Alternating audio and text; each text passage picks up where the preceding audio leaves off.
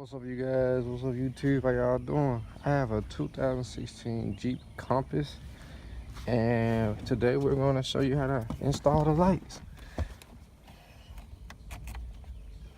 So what we're doing is stick a flathead screwdriver in the side right here. Go in there and bring it out.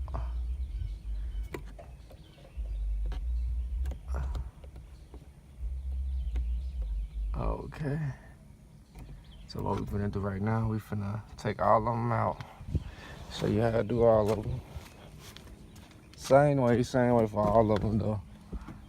Stick the screwdriver in, take out.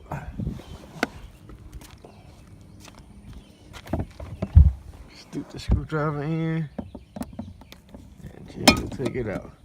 And so, okay, you guys, I just took out the old lights, installed the new lights.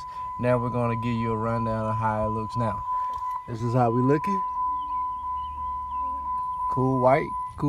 That's how we looking. And on back there, I'm gonna show you. And that is how we look. Now to close it back, all you gotta do is simply pick it up, push it back in there. It clips back in. Same for this one. Push it up.